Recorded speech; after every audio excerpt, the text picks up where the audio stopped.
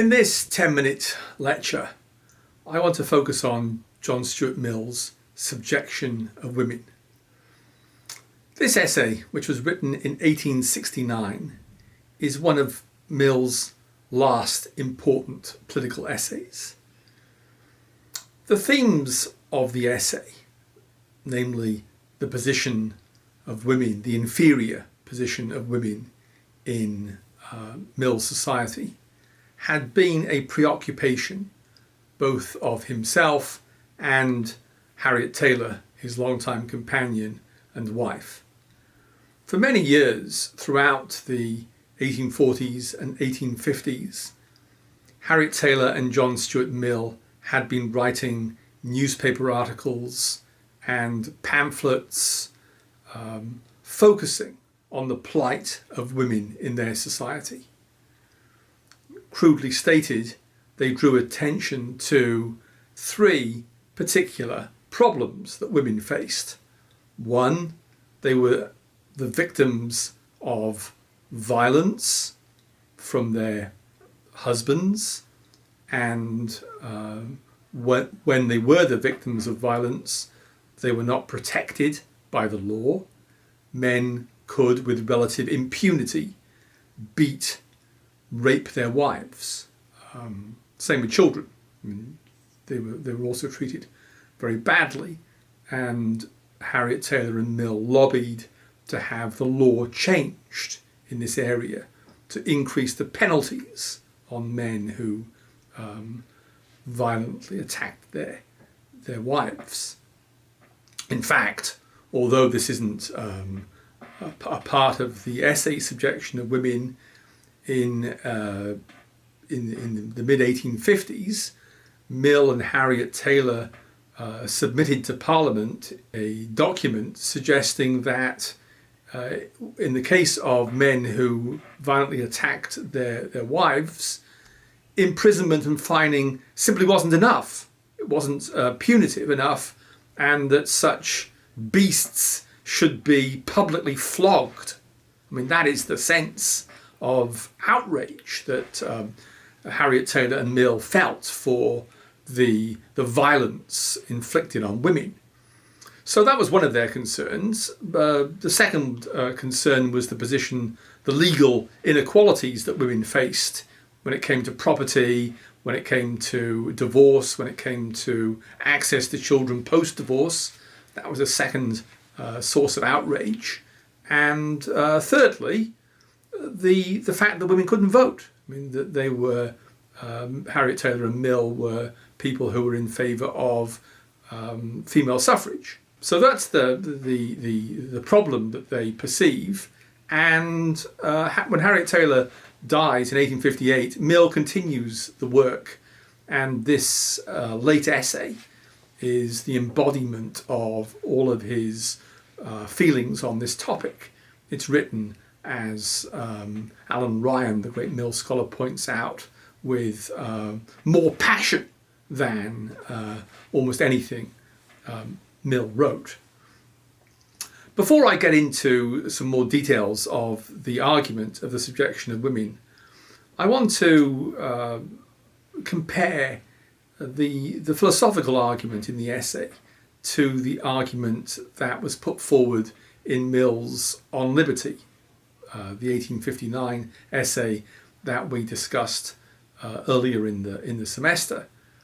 If you recall, the argument of On Liberty, this one simple principle, this so-called harm principle, and if I could quote, the only purpose for which power can be rightfully exercised over any member of a civilized community, remember the qualification, against his will, is to prevent harm to others. So, simply stated, if you want to justify a criminal law, you need to justify it in terms of the prevention of harm. So we have laws against murder, robbery, violent assault, because they prevent individuals from harming another, a victim. Now, typically, the harm principle is deployed by liberals to limit the power of the state and limit the scope of the criminal law. The only justification for any law is to prevent harm to others. Now, there are, as we saw, complications with this simple principle. Killing, stealing, assault, well, they are unambiguous examples of harm. But what about spitting, scratching, calling people rude names, invading their space, staring, sending them spam emails, vomiting on themselves and eating their vomit, as we discussed? These are all cases where you can annoy people, you can upset them, but it isn't obvious that you are harming them. So the harm principle is not as simple and as straightforward as we might think. We need to figure out what constitutes a genuine case of harm. But there are some other complications with the harm principle that crop up when we think about issues like structural injustices, the inequalities of a society that are almost written into the code, into the rules of that society. And they can lead to all sorts of harm which isn't, so it would seem, easily captured by that one simple principle. It is an interesting feature of the subjection of women that the word harm doesn't figure in the entire essay. Actually, I think it figures once in a trivial sense towards the end. But the argument of the subjection of women isn't couched in terms of the harm principle. The one simple principle of honor and liberty plays no role here. And that raises the question, well, what does the normative work in the subjection of women? What's the moral basis of this argument? Now,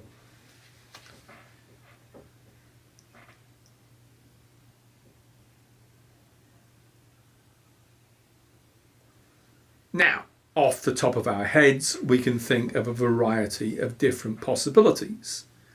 The normative work could be done by an appeal to justice or fairness, an appeal to equality, an appeal to greatest happiness principle, an appeal to progress or improvement, an appeal to security, whatever.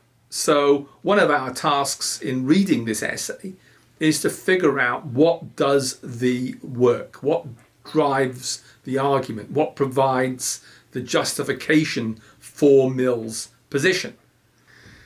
Now, very briefly to the argument of the essay itself. The essay is quite short. It's organised into 4 chapters. In many ways, I think that the first chapter is the most interesting, simply because Mill introduces a type of argument here which we haven't really encountered before.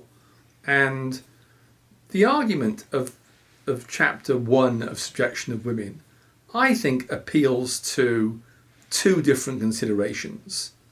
One is what might be called a genealogical argument, an argument that traces historically where our ideas come from, where our moral and political ideals come from. I'll explain a little bit more about that in a second. And a second argument of chapter 1 of Subjection of Women appeals to a conception of who we are as a society. What sort of people are we? And one of the things I think that Mill is going to try and tell us is that in our treatment, our being mid-19th century England, in our treatment of women, we are not living up the way that we like to think of ourselves. And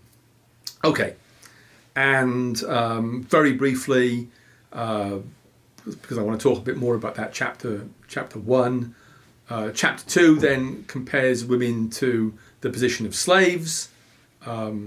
Chapter 3 gives an account of women's problems through not having the vote. And chapter 4 makes an argument about how men and women in a post-egalitarian society will conduct their affairs.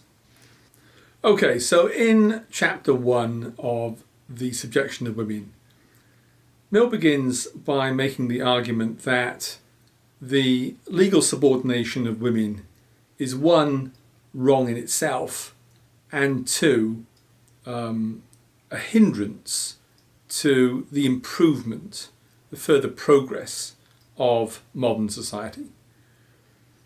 He then goes on to make the observation that in making this argument, he's going against established beliefs and customs.